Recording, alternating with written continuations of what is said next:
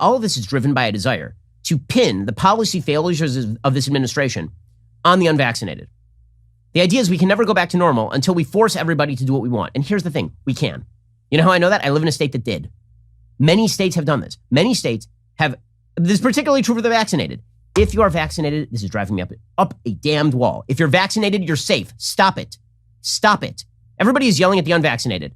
And I understand, if you're unvaccinated and you have any sort of pre-existing condition, and if you don't have a pre-existing condition, your chances of a side effect from the vaccine, if you are above the age of 18, are significantly lower than your chances of a side effect from the actual COVID itself.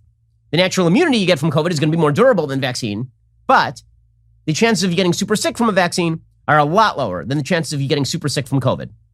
And that's the stat.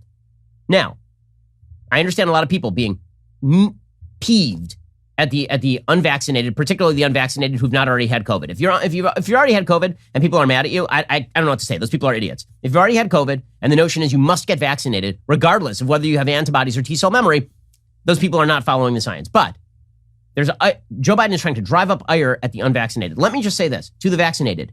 You're vaccinated. You're protected. Stop this bull. Seriously, I know people who are like double, triple vaxxed, have had the boosters, and they're still like, I can't go anywhere near anybody. I can't go anywhere near anyone. I can't, you have to test before we meet. Stop it. You're being paranoid. At a certain point, somebody's going to have to dose you on the reality. And the reality is this disease does not kill a huge number of people per thousand, not compared to smallpox, which is a serious disease that kills 1/3 of the population. It is more serious than the flu. Once you've had the vaccine, it is significantly less serious than the flu. This vaccine is why am I the only person who is telling the vaccinated to stop whining? You are now protected. I'm vaccinated. My parents are vaccinated. I am not afraid for them. I'm not. And honest to God, you know who else I am not afraid for? I'm not afraid for my kids. And the reason I'm not afraid for my kids is because I'm looking at the statistics.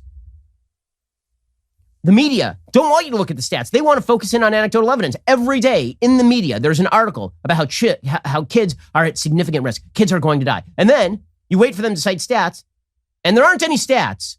There's a piece in the Washington Post that says, parenting a child under 12 in the age of Delta. It's like a fire alarm every day. No, it's not. I have 3 children under the age of 12. You know what would happen if somebody in their class got Delta? Nothing. I'd send them to school the next day because I'm not crazy.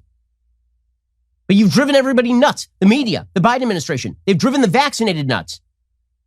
I may think it's nutty for a 65-year-old person not to get the vaccine. In fact, I do think it's pretty nutty for a 65-year-old person not to get the vaccine if they've not already had COVID. I think that is bad risk assessment.